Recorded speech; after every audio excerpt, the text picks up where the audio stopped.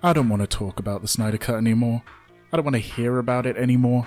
20 minutes in, and I certainly didn't want to watch it anymore, but watch it I did.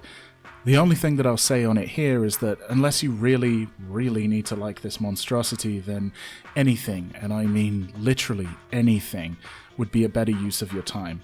If you really want to watch a film, for instance, there's a whole host of 3-hour-plus films that are so much more worthy of your time. In the time it'd take you to watch Zack Snyder's Justice League, you could watch any of these movies and still have time to A. Cook up a decent meal, B. Make love at a fairly leisurely pace, or C. Sit and contemplate whether you're in the darkest timeline where 2 bad Justice Leagues were necessary. So here are 5 long-as-heck movies you could and should watch instead of the Snyder Cut.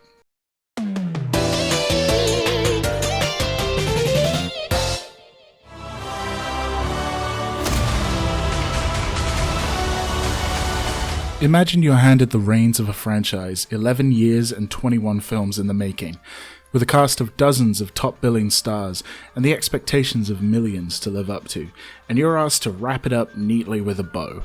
If you can make that even watchable, you've already done something pretty impressive. The Russo brothers did that and more. Endgame is funny, fitting, awe-inspiring throughout the entire second half, and a surprisingly touching send-off to a number of core characters. I don't even particularly like Endgame, but it seems appropriate to include it in this list, and like the film or not, you have to respect the Russos for pulling the whole endeavour off. Not many movie series get to end naturally, instead facing cancellation or reboots in light of dwindling critical reception or ticket sales, so to see something come to a conclusion so perfectly is a real sight to see, even if it does have to resort to time travel gobbledygook to do it.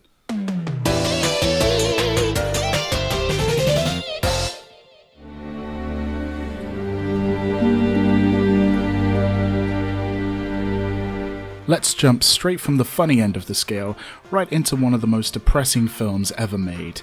There's no denying that Schindler's List is not a fun family flick you can snack on popcorn to, but it's nonetheless been elevated to near legendary status as one of the most powerful pieces of fiction ever made.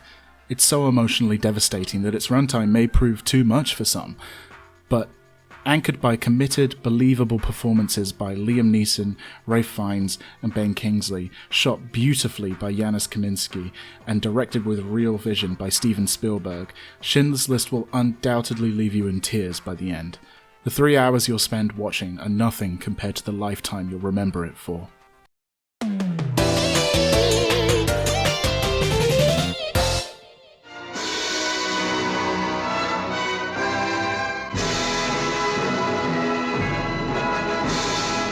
I've previously brought up my love of this film at length in an article, so I'll try to keep my standing to a minimum here, but really, not many films encapsulate the meaning of the word epic quite as much as Ben-Hur.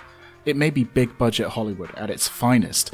The sheer scale and amount of work that went into creating everything pays off for the viewer and then some. It's big, it's cheesy, it's often thrilling, but most of all, it's grand. Small, intimate stories certainly have their place on the big screen and are often more worthy of praise than their massive cousins. But seeing something larger than life is a special thing.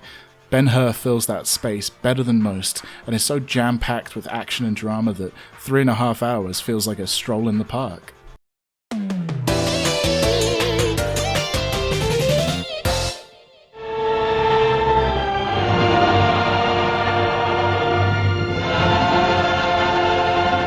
I struggled long and hard whether or not to put this film on the list, essentially recommending people to watch it.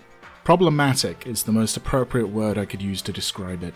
The perspective is from the wrong side of the American Civil War, the portrayals are distinctly of their time. It's a film from 1939, and it shows. Cut yourself off from the context though, and what you have is a thoroughly enjoyable epic that revels in its melodrama and scope. It also has the distinction of featuring Hattie McDaniel, the first African-American to win an Oscar. All in all, Gone with the Wind is a historic film in more ways than one, more akin to a great painting or monument than a film, and like any landmark, you owe it to yourself to see it at least once.